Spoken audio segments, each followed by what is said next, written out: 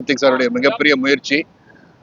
இங்கே முத்துக்குமார் சார், அப்புறம் செந்தில் சார், பொன்னாமன் எல்லாருமே இதில் வந்து ஒரு டீம் ஒர்க்காக இருந்து இவருடைய கண்டுபிடிப்பு உலகறிய செய்ய வேண்டும் என்ற ஒரே காரணத்துக்காகவும், இதில் என்னென்னா பொருளாதார அடிப்படையிலும் இந்தியா உயர்கின்ற ஒரு மிகப்பெரிய ஏற்கனவே உயர்ந்துட்டு இருக்கு. நம்ம 4th பிளேஸ் வந்துட்டோம், 3rd பிளேஸ் வரதுக்கான வாய்ப்பு இருக்கும்போது இந்த மாதிரி ஃபியூவல் வந்து மிகப்பெரிய ஒரு பொருளாதார புரட்சியை உண்டு பண்ணுறது ஒன்று. ரெண்டாவது, தண்ணியிலேருந்து எரிபொருளை உருவாக்கி அதை சக்ஸஸ்ஃபுல்லாக வந்து வீட்டுக்காக இருந்தாலும் சரி, ஃபேக்ட்ரிக்காக இருந்தாலும் சரி, கரண்ட் ப்ரொடியூஸ் பண்ணாலும் சரி, எல்லாத்துக்குமே ஒரு இன்னோவேட்டிவாக ஒரு 20 ஆண்டுகள் வந்து இதிலே வந்து முயற்சி எடுத்து ஒரு புதிய ஒரு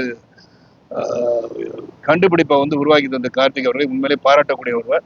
இதில் நான் இன்வால்வ் ஆனது காரணமே இது வந்து நான் நேரடியாக போயிட்டு அவங்க ஃபேக்ட்ரியில் போய் கோயம்புத்தூரில் போய் இது எப்படி சாத்தியபூர்வம் இருக்கிறதான்னு பார்க்கும்போது உண்மையிலே இதை இருந்தது தெரிஞ்சது.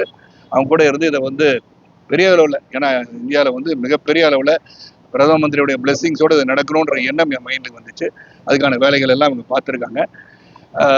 இதில் ஒன்று என்னென்னா, இப்போ வந்து இது வந்து ஸ்டார்ட் அப் இல்லை, இது வந்து R&D முடிச்சு இதை வந்து விநியோகம் செய்கின்ற அளவிற்கு தயாராகியாச்சு. இப்போ அரசு தரப்பில் இதை ஒப்புதல் தெரிவித்து லைசன்சிங் பண்ணிட்டாங்கன்னா அவங்க என்ன மாதிரி நிர்ணயிக்கிறாங்க, விலை நிர்ணயம் பண்ணுறாங்க, அது எப்படி கட்டுப்படி ஆகும்னு அவங்க பார்த்த பிறகு உடனடியாக வந்து சேல்ஸுக்கு கொண்டு வர அளவுக்கு இதை தயாரித்து கொண்டு வந்துட்டாங்க. இதான் அது முக்கியமான அம்சம்.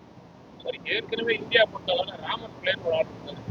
அவர் ஏதோ ஒரு விதத்துல பொய் சொன்னாரோ உண்மை சொன்னாரோ தெரியாது, அவரு ஒரு மூலிகை பெட்ரோல் கொண்டு வந்தாரு. அது வந்து இந்தியாவில் வந்து அதுக்கான வழங்கப்பட்ட. இப்ப நீங்க வந்து புதுசா எக்கனாமிக்கலா அது மூலிகை பெட்ரோல் என்று கொண்டு வந்திருக்கீங்க. ஏற்கனவே கவர்மெண்ட் பொறுத்த அளவுல வந்து எலக்ட்ரிக் பேட்டரி அதை தான் வந்து ப்ரொமோட் பண்ணிட்டு இருக்காங்க, பஸ்ல இருந்து எல்லாம் இருக்கு. இது வந்து எந்த அளவுக்கு சாத்தியமாகும்? மத்திய அரசு இதுக்கு வந்து லைசன்ஸ் கொடுக்கறதுக்கு தயாரா இருக்குன்னு சொல்றாங்களா? அப்படி லைசன்ஸ் கொடுக்கப்பட்டதுல வந்து எப்போ மக்கள்கிட்ட பயன்பாட்டு வரும்? ஒரு கேஸ்னா இந்த கேஸ் நாளைக்கு இன்னைக்கு நான் புக் பண்ணா நாளைக்கு கிடைக்குமா? எப்போ பயன்பாட்டு மூலிகை பெட்ரோல் வந்து ஆரம்பிச்சு ராமகிருஷ்ணன் நீ கேட்டது கரெக்ட். மூலிகை பெட்ரோல் வந்து ராமர் பிள்ளை பண்ணும் போது அது சயின்டிபிக்கா இல்லை.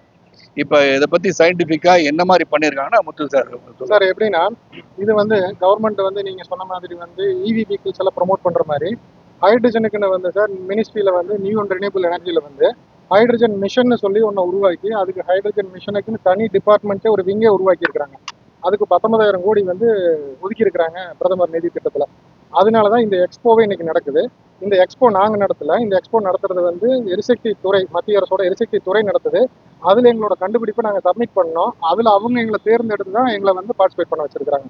ஸோ இது எல்லாமே பியூர்லி சயின்டிஃபிக்காக தான் வந்து இதை ப்ரூவ் பண்ணி கொண்டு வந்திருக்கோம் சார்.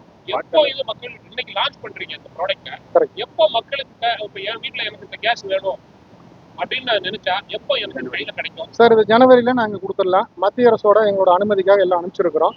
அவங்க தான் இந்த எக்ஸ்போக்கு எங்களை கண்டக்ட் பண்ண சொல்லி கூப்பிட்டு இன்வைட் பண்ணியிருந்தாங்க. கொண்டு வந்து இத்தனை மிஷன்ஸை வச்சு இதில் பார்ட்டிசிபேட் பண்ணியிருக்கிறோம்.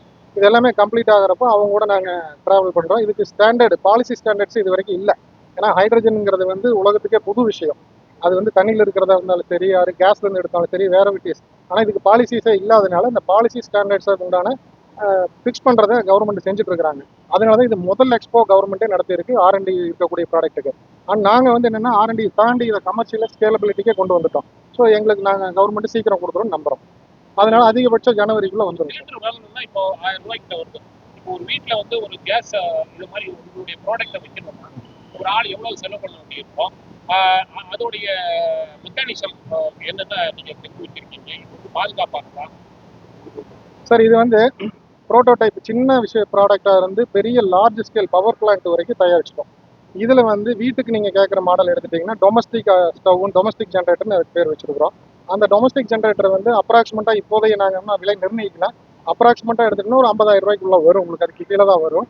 ஸோ இதை வந்து நீங்கள் ஒரு வீட்டுக்கு வாங்கி அடாப்ட் பண்ணிங்கன்னா ஒரு மாதத்துக்கு 2 அடுப்பு பர்னர், நம்ம இப்போ யூஸ் பண்ணிட்டு இருக்கிற அடுப்பை யூஸ் பண்ணீங்க அப்படின்னா 100 ரூபாய்க்கு கீழே தான் கரண்ட் செலவு தேவைப்படும். ஏன்னா கரண்ட் எடுத்து அதுக்கு வாட்டர் பிரித்து ஹைட்ரஜன் எடுத்து அதை எரிவிக்கிறோம். ஸோ 100 ரூபாய்க்கு உள்ளதான் அதுக்கு தேவைப்படும் மாத கரண்ட் செலவு. உங்களுக்கு 1000 ரூபா 1500 ரூபாய்க்கு சிலிண்டர் எவ்வளோ வாங்குறாங்களோ அதை பேஸ் பண்ணோம்னா 100 ரூபாய்க்கு அது முடிச்சிடலாம் உங்களுக்கு.